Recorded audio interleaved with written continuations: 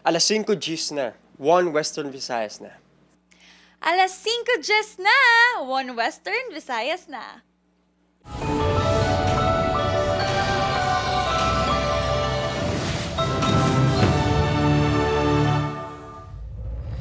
Mga balitang atong tutukan subong nga Webes, pag-inspeksyon sa mga istruktura sa Western Visayas kag Negros nagapadayon matapos ang mabaskog nga linog. Pila ka hulot klasihan sa Iloilo City kag Bacolod City hindi na magamit matapos nakitaan sa mga litik bangod sa linog. Special Rescue Force ang BFP sa Western Visayas ginpadala na sa Cebu. Aftershocks ang linog na matyagan sa pila ka lugar sa Western Visayas kagabi. UP Visayas High School Department sa Iloilo City nakabaton sang bomb threat. 7 ka mangunguma, pilason, ginaaligar gintiro sa mga gwardiya sa asyenda sa Cadiz City. Kag 798,000 pesos nga waiting shed sa barangay Katilingban Molo, ginaaligar sa pila ka residente nga overpriced. Ini ang GMA Regional TV, 1 Western Visayas.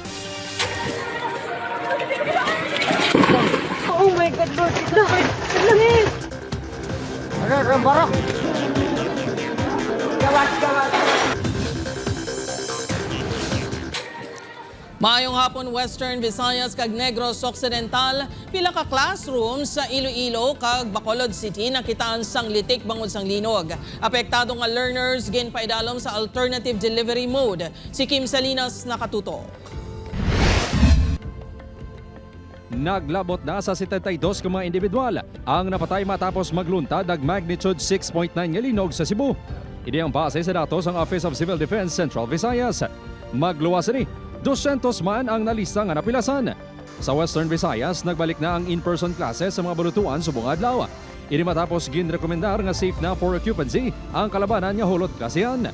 Apang may masobra 2,600 ka mga learners ang ginpaidalom sa alternative delivery mode bangod nakitaan sang major damages ang pila ka school facilities. Sa datos ng SDO Iloilo City, 25 sa 33 ka mga bulutuan sa syudad ang nag-report yung may minor damages. 7 naman ang nag-report yung may major damages. May engineers kita nga ari gitiya sang DepEd, may DRRM team ang kita kag may city nga mga engineers nga nagalibot. Lakip sa mga nagangkon sang dako nga halit ang 6 ka classrooms sa 3-story building sang Iloilo Central Elementary School. Ini ang ginagamit sang 240 ka learners. Nakita nini sang litik sa haligi sa mga beam kag sa dingding. 2019 sang ini ang natapos sobra. Starting sa Monday, may shifting of classes kami dire. So ang mga ang amo nga grade 1 and grade 2, amo ni sila ang morning and PM session. Then ang room nga i-vacate nila, amo nang pagasudlan sang amo nga grade 4. Worry man kami kay ang kabataan. Siyempre ang safety gid nila mo anay ang ulikda namo. Kabay pa nga siya matagal siya man sa sang hoping sang dasing action kag para maka-occupy man kami. Naglabot naman sa ginabulubanta sa 2 ka pulgada ang nakita nga mga litik sa Pagcor 1 building sa Iloilo National High School. Ini ang may 20 ka classrooms. Ginpaidalo man sa alternative delivery mode ang masombra 1,000 ka senior high school learners bangod ginrekomendar nga i-vacate ang building. Nagsag na ang portion sang iya nga stairs sa ground floor. So meaning may gamay na siya nga movement siguro. Oo. Pagdasam hindi na siya sa ground Balik kumbaga ti daw nagsaka na siya. Oo. Suno sa Office of Civil Defense 6, may 3 kabulutuan sa dumalag kapis kag isa sa Patnongon Antique nga nag-report nga may halit man sang linog. Ang observation, which is kadalasan naman mga hairline cracks yung mga nakita nila. Sa Bacolod City, nakitaan sa mga litik ang pila ka hulot klasihan sa JR Torres, Bata kag Isla Elementary Schools. Ang ini nga class for that classroom, i-transfer lang nila kuno sa lain nga place. Ang obo naton kag ang city engineers will assist to assess. Suno sa CDRMO, temporaryo nga wala ginagamit ang mga hulot klasihan para sa safety sa mga manunudlo kag estudyante. Ilabi na ang building nga yara sa JR Torres nga sang nagligad nga bula na tukod. Sang pag-earthquake, gin-inspect namon kagapon ang iya nga litik ng lapo sa piyak nga wall, which is delikado sa learner kag sa teacher. Kaya sa piyak nga room, lapito ya ang cheers sa mga kabataan. Tani, ipaano kami ni ma'am, ipa-vacate sa kami hindi makukonsentrate, sir nga amo na katudlo ko di tapos kung may linog ya sir piyo gid marusdak gid ya sir kay gabok na da dilapilated na di mo. Sa Negros Occidental, nagagwa man sa inspeksyon nga may pila ka litik nga nakita sa pila ka mga eskwelahan. Ang na-notice nato no is minimal damage, malang minimal minor damage, hairline cracks, tapos may harap man to sir na monitor nga mga broken glass windows sa iba naton nga mga facilities. Upod kay Romel Porquia, Kim Salinas, 1 Western Visayas. Mga kapuso, Special Rescue Force ang Bureau of Fire Protection sa Western Visayas ginpadala na sa Cebu nga labi na apektuhan sang linog. Si Zen Kilantang Sasa nakatutok. 20 ka mga personnel sang Bureau of Fire Protection 6 ang yara na sa Bogos City, Cebu para magbulig sa mga nahalitan sang magnitude 6.9 nga linog. Magluwas diri, duha man ka rescue trucks ang ginpadala sa Cebu para sa search and retrieval operations. Aton nga national headquarters nag-direct sa aton through our fire chief para mag-extend sang humanitarian assistance. Samtang bangod sa pagtayog nga nabatsyagan sa probinsya sa tion sang linog, nadiskubrihan ni Iloilo PD RRMO Head Cornelio Salinas nga wala sang monitoring office sang PHIVOC sa Iloilo. Luyag kun tani sini nga may personnel o kon expert nga mahimo makuhaan sang impormasyon sa tion sang linog pareho sang paghibalo sang intensity halin sa epicenter. There should be a monitoring station to say that for a period of 15 days, amo ni siya ang level of ground movements, earthquake shocks, nga hindi man siya tamaan katudo. Sabat sa DOST-6, mayara sang seismic stations nga nahamtang sa Antique, Banga Aklan, Rojas City sa Capiz, kag sa Dueñas Iloilo. Apa ang Dueñas Station ang unmanned o kun wala sang personnel nga nagadumala. Ang among nga instrument ang makamonitor sang linog. Ginaproseso sini ang tanan nga impormasyon kag data kag ginasumeter sa PHIVOC Central Office agud mapagwa sa website sang ahensya. Since may ara kita man nga fault line ang West Panay fault, so ang amo na nga station is isa sa mga sa mga magamit naton sa pagmonitor man if ever nga maghulag or mag-earthquake due sa fault line man naton nga makita or diri situated mismo sa Panay Island. Dugang pa sang DOST, diri sa Panay ang point person nga mahimo pakigangutan amo ang monitoring station sa Rojas City bangod may mga personnel nga naka-assign diri. Ang amon diri nga sitwasyon amon establishmento hindi ni sa sang office monitoring station gani ang amon gid nga office is dito gid sa central office. Plano sang PDRRMO nga iduso nga may kaugalingon nga monitoring station ang probinsya nga 24/7 nga magabantay ang mga personnel kag handa sa pagresponde sa tion sang linog. Upoy kay Cirilo Randuque, Zen Kilantang Sasa, 1 Western Visayas.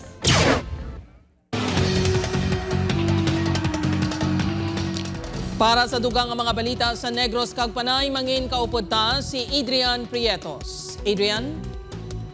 Madamo nga salamat, Jert, mga kapuso sa Negros Occidental. 7 ka maunguma, pinason matapos kinapahayag ginpalokpan sa mga gwardya sa isang asyenda sa Cadiz City. Nakatutok Aileen Pedreso.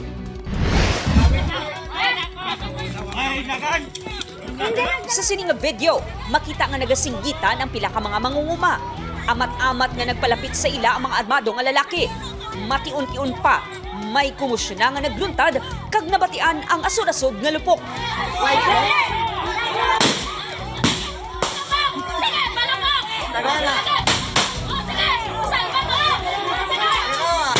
Natabo ang insidente sa isa ka asyenda sa barangay Mabini, Cadiz City. Imbulbado sa insidente ang mga mangunguma kag mga gwardya sang hasyenda. Sunod sa kapulisan nga nagresponde, nag-ugat ang komisyon sa pagsaway sa mga gwardya sa mga mangunguma nga nagpangtapas sang tubo. Nagpalupok ang lugar, nag-cut off na sang sugarcane plantation ang mga farmers. Kundi na tumba na to nila ang pisato kakampo. Gusto naman nila, ang pihak naman nga kampo. Di nagdalagan to ang mga gwardya. Do na ipito ko ang gwardya. 7 ka mga mangunguma ang pilason sa insidente. Base sa depensa sa mga gwardya sa kapulisan, warning shot lang ang ila ginhimo. Alleged warning shot sila. May ara nga na daplisan sa mga tiil or different parts of their body. Pero may isa to mga na ospital among gitong naiguan gid sa iya nga tiil. Gilayon nga nagsungka ang 7 ka mga gwardya apang ginhilway anay samtang nagapakig-angot pa ang kapulisan sa korte kag sa Agrarian Reform Provincial Office sa legalidad sang duta nga ila ginabantayan. Immediately after sang nag-surrender sila sa aton yung mga kapulisan, ipa-undergo na to sila sa paraffin test. Nagkakandakit kita sa coordination with our Provincial Agrarian Reform Office. Nagpakig-angot ang news team sa Agrarian Reform Provincial Office angot sa detalye sang duta nga ginapahayag ginapanag-iyan sang amo sa mga gwardiya. Apang yara pa sa isa ka seminar ang tagpamuno sini kagin refer kami sa Chief Legal. Eileen Pedraso, 1 Western Visayas. Mga kapuso, University of the Philippines, Visayas, Iloilo City Campus nakabaton sa bomb threat. Si John Sala nakatutok live sa Barangay San Felix sa Iloilo City proper. John?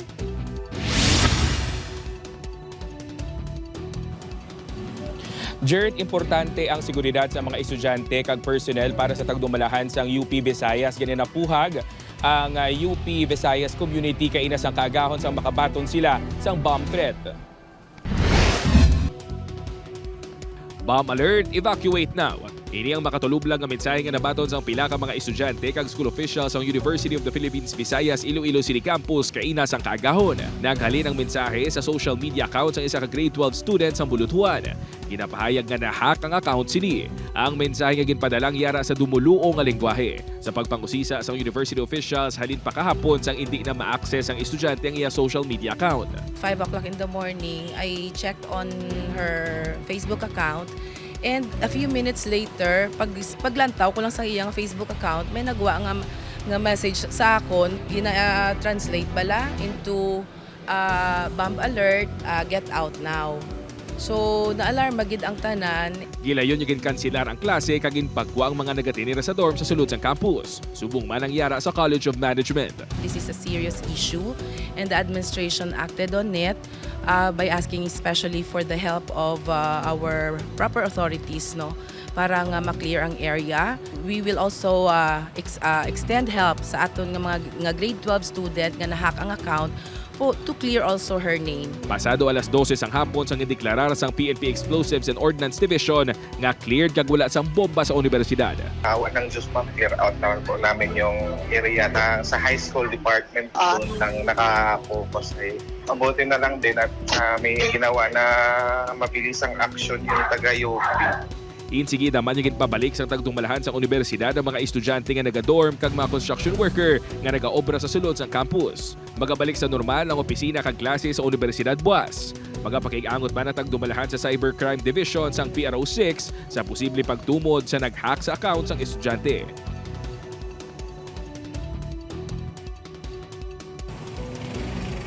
Jert, santo man sa post ang UP High School in Iloilo sa ila social media page nga bangod sa insidente, nagpatuman na lang anay sa asynchronous remote learning mode ang high school department para sa ila mga estudyante.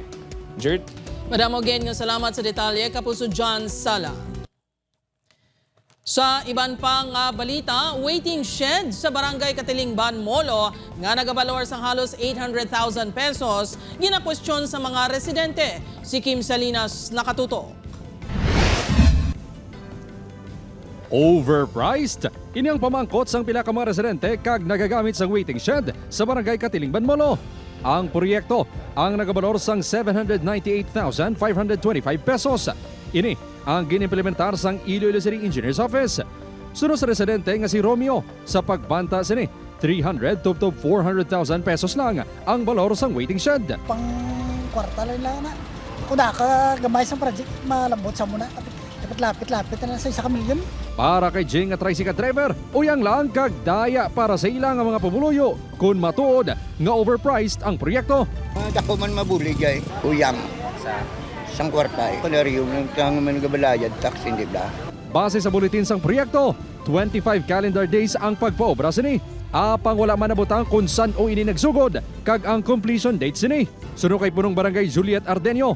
Una nga semana sang Agosto nagsugod ang proyekto kag sang nagligad lang nga semana natapos. Dugang pa sini ginpahibalo ini sang Iloilo City Engineers Office sa pagtukod sang proyekto. Apang wala sang program of works nga ginhatag sa ila. Wala man sa ginhatag nga lista kung sariin nagkato ang pondo. Well, sila sang kwan sang tawag na nila ang program ubor. Siyempre man nga dapat may ara para nga makita man. Mabal pa sila nga ara kay kapang kwarta ano ko ng kwarta. Yes ang city na iya. Gintinguan sang news team nga makuhaan sa pahayagang LGU apang kasubong nga ginapasa-pasa nila ang isyu. Wala nagasabat sa text kag tawag sang news team ang head sang Iloilo City Engineers Office. Sang ginkaduan sa ilaw opisina, gintudlo kami sang iya staff sa spokesperson sa kalkalde nga si Joy Fantilaga Gorzal. Apang sunod naman kay Fantilaga Gorzal, nagahulat pa ini sang clearance antes magpa-interview. Upod kay Romel Porquia, Kim Salinas, 1 Western Visayas. Ini ang GMA Regional TV, 1 Western Visayas.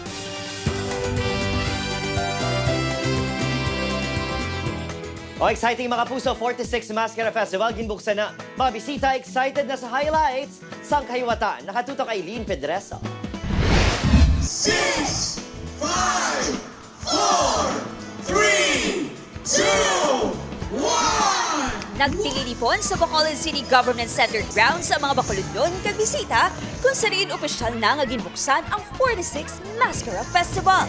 Imbukada pa lang, ginpabati na ang Mascara theme song.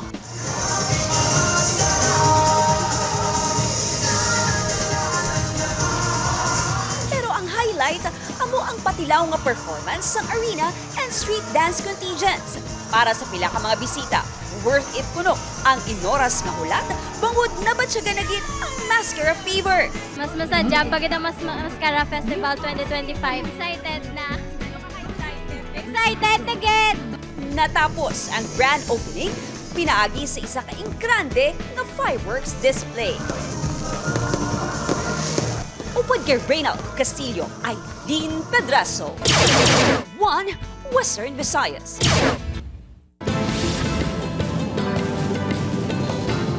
Mga kalalakinan na aktuhan nga nagapangkuha sang balas sa suba sa barangay Amparo Pavia. Illegal quarry madugay na nga problema suno sa punong barangay. Si Zen Kilantang Sasa nakatuto. Makitaan ang ini nga mga lalaki nga nagapanghakot sang sinako nga balas halin sa tunga sang floodway nga sakop sang barangay Amparo Pavia Iloilo. Talalupang doon ang mga tinangkas nga balas nga ila nakuha. Ang ginahimo sa mga ini illegal quarrying suno sa barangay. Apang sang ginpadulungan sa news team nagpalagyo na ang mga ini. Suno sa punong barangay madugay na ini nga problema sa ila lugar apang nagabalik-balik lang. Apang nabuday naman sa pagsaway ang barangay. Ginapambalaan ko na sila nga pantigaling kung kaysa hindi with manong tao bla kay siyempre kung tigado ang tao basi mangawat pati problema magyapon barangay. Ginpahayag sang Menro Pavia nga nagalibot man ang kapulisan sa mga river system sang Banwa. Apang ang problema, ang mga pulisman lang ang ginabantayan sa mga iligalista. It's all illegal since why kita permit yung ina-issue sa ila. Especially nga may structure kita. So once na mag-issue kita permit sila sa ila, we need to ask clearance sa DPWH. Because we have a flood control structure ng may dike.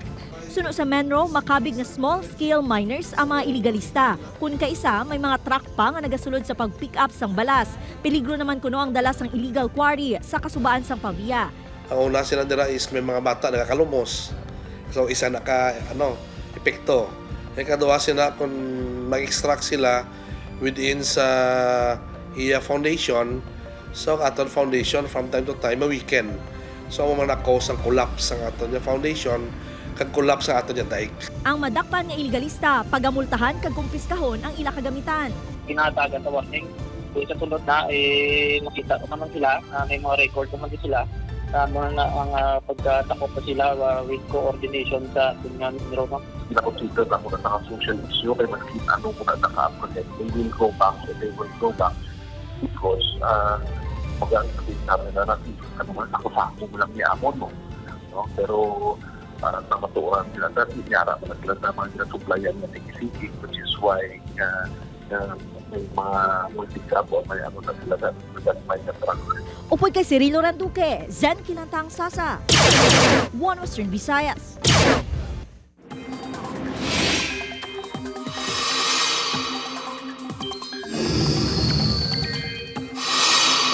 Balantayan mga kapuso, nagbaskog kag ng inisa naka-tropical storm ang Bagyo Paulo. Sa 2 p.m. ng latest bulletin sa Pag-asa, signal number 2 sa central kag southern portions ng Isabela, northern portions sa Quirino, northern portions sa Nueva Vizcaya, eastern portions sa Mountain Province, Ifugao, kag northern portions sa Aurora. Signal number 1 naman sa Cagayan, nabiling nga bahin sa Isabela, Quirino, kag Nueva Vizcaya. Subong man sa Apayao, Abra, Kalinga, nabiling nga bahin sa Mountain Province, Benguet, Ilocos Norte, Ilocos Sur, La Union, Pangasinan, northern portions sa Zambales, Tarlac, Nueva Ecija, nabiling nga bahin sa Aurora, northern portions sa Bulacan, northern portions sa Pampanga, kag Quezon, lakip ang Polillo Island, Camarines Norte, northern portions sa Camp Sur, kag Catanduales.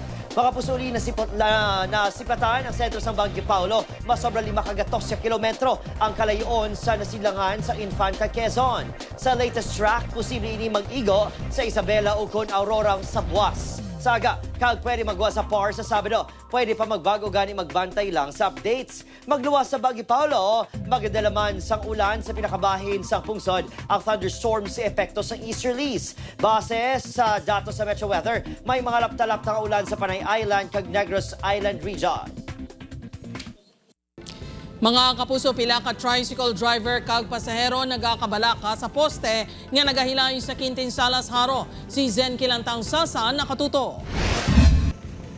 Talalupang doon ang paghilay sini nga poste sa barangay Quintin Salas Haro, Iloilo City matapos ang pagtayog nga tugas ang linog sang September 30. Makitaan man nga halos mautod na ini. Ang sitwasyon sa poste ang nagatugas ang kahangawa sa Pubuluyo. Peligroso kuno ini sa mga nagalabay pananglitan matumba. Hindi na siya guro safe, mami, kay may crack na siya mo, bali hindi naman mapakatakon sa nuliwat ang earthquake, kag basi matumba ng mga tao. Bangod malapit ang poste sa paradahan sang tricycle, pati mga driver nagakahangawa man. Tawagan nyo para nga mga kayo nila eh.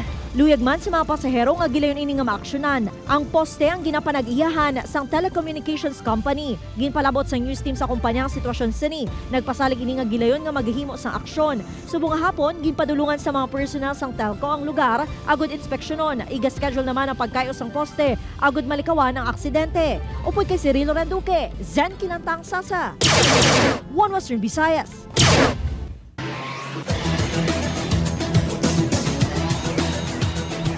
Opisyal na ginbuksan ang bagong season ng oldest collegiate athletic association sa pungsod ng NCAA. Sa una pa lang adlaw sa season 101, mainit ng sambuha sa men's basketball.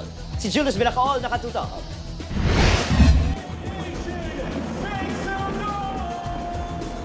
Hyped up kag electrifying ang pagbukas sang 101st season sang NCAA sa Araneta Coliseum. Ang madinoagon nga performance sang tagsa ka NCAA schools. Ginbayluhan sang wala untat nga singgitan sang crowd, bit-bit ang ila light stick. To the athletes, the fans, and to the indomitable spirit of NCAA, let season 101 begin! Building Greatness ang tema subong nga season nga hosted by Mapua University. Kabahin sa madamong nga balantayan ang paglakip sa liga sang pila ka sports kung sa diin naka-Olympic medals ang Pilipinas. Like boxing, gymnastics, weightlifting, kasi kung sino pa yung na ano sa Olympics, sila yung wala sa collegiate sports. Very excited kami dahil kasama namin sa collegiate sport para ipakita yung support ng NCAA sa ating sport program sa Pilipinas. Ginabantayan man ang bago nga format sa hinampang nga ginalauman magadugang sa excitement sa men's basketball, ang opening sports ng season. Sobrang excited kasi another year na naman, another NCAA season and another opportunity na ipakita yung talent and ma-represent yung school. Siyempre masaya, makakalaro na ulit ako sa NCAA. Siyempre this is my last season na rin. Sobrang saya kasi lalo na iba yung team. Sobrang thankful lang.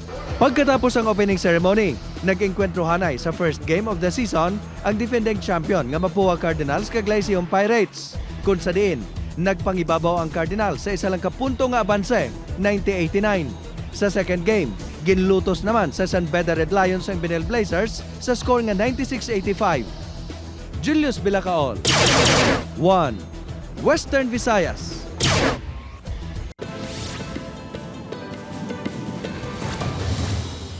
May ginatutukan na nga ang gulo ang Bacolod City Police Office sa pagpanglutang sa mag-utod nga sanday alias Harold kag alias Harley sa Mandalagan, Bacolod City. Suno sa kapulisan, posible nga may kaangtanan ini sa illegal nga droga. Base sa backtracking, nakahapit ang mag-utod sa Barangay Villamonte kag ginapahayag nag-pat session. Maglawas diri, ginatutukan man ang anggulo nga pagtimalos bangod may nakaaway si alias Harold sa merkado sa siyudad sang Damlaglang. Madumduman nga ginbawian sang kabuhi ang magulang nga si alias Harold, samtang padayon pa nga ginabulong si alias Harley. Na-recover sa isa ka street-level individual kagiya runner nga menor de edad ang 34,000 pesos nga balor sa suspected shabu sa drug buy bust operation sa Barangay San Pedro, Molo. Ginkilala ang suspect kay alias Toto kag menor de edad nga si alias Nonoy. Suno sa Molo Police, nakabaton sila sang impormasyon halin sa mga pumuluyo sa barangay nga nagaduso sang ilegal nga droga ang subject nga si alias Toto kag ginagamit si alias Nonoy nga runner sa pagbaligya sang ilegal nga droga. Base sa surveillance sa kapulisan, sa Bakaw, Mandurriao, nagakuha sa supplies ng ilegal nga droga si alias Toto. Yaran na sa kustodiya sang WCPD sa Molo ang solterito.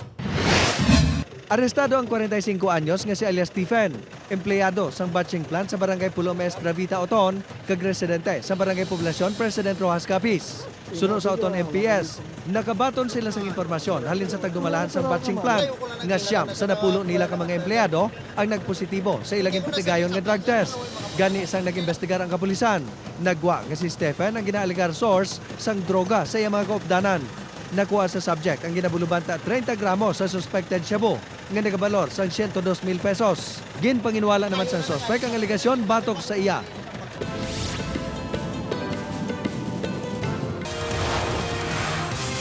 Ini ang GMA Regional TV, One Western Visayas.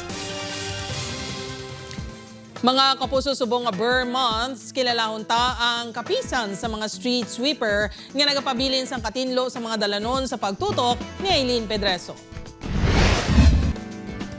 Kanami isang pamatyag kag sa panan-awan kung makalabay sa matinlo nga dalanon, plaza kag iban pa nga pampubliko nga lugar. Sa likod sini ang mga mapisan nga street sweepers nga ginatawag nga Eco Warriors diri sa Bacolod City. Ginakabuhi na sang ini nga mga street sweeper ang pagbugtaw aga pa. Mansig bit-bit sang silhig kag sako kung saliing isulod ang mga matipon nga basura. Isa na dire ang 42 anyos nga si Risa nga aminado nga kulang ang sweldo para sa kinanglanon sang anong kaanak, apang padayon sa pagtingwa kag pagpalangga sa obra. Kabudlay gid siya, mami. Diti ako nang tanan. Ang nakapabakod sa ako ng mga bata ko nga pagkapit siya mo. Sa pag-umpisa sang Vermonts, deserve git sa mga kasubong ni Risa nga makabig baganihan sa mga dalan nga pasalamatan man. Wala sang ideya si Risa nga may ginpreparar nga sorpresa. Panahon mo, Charot. Hindi na mag-ibig. Kang makakapapasig mo. Pero authentic. May bugas kag mga food packs nga ginhatag sang barangay para kay Riza. Rosie? Hindi mag-ibig ako. Pasalamat gid ang barangay sa ila kay sila ang mga eco warriors naton because they love na ang ilang work. Ano yaba lang kapisan niya? Ang kamayo man sobra na wala man kami isaway sa iya. Pis ka ano nakakakapoy, pisan man Japon. Ang pareho ni Riza ang pamatuod nga hindi matakos sa balor sang sweldo ang dedikasyon sang isa ka tawo. Proud ko ma, wala ko ginisukuan ng ako ng pagka-street cleaners. Sa pihak sini, nagapangibabaw gihapon kay Riza ang intensyon nga makabulig. Aileen Pedreso, One Western Visayas.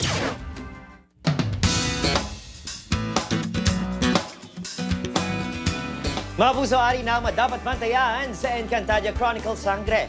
Ang pagkitaray isang mga sangre kag mga kabaldiwa, mangin maayo balang atikang, paano bala nila makuha ang mga brilyante? Sino bala sa mga sangre ang mabutang sa italital? Mantayan inatanan sa Encantadia Chronicles Sangre 8 p.m. pagkatapos ng 24 oras.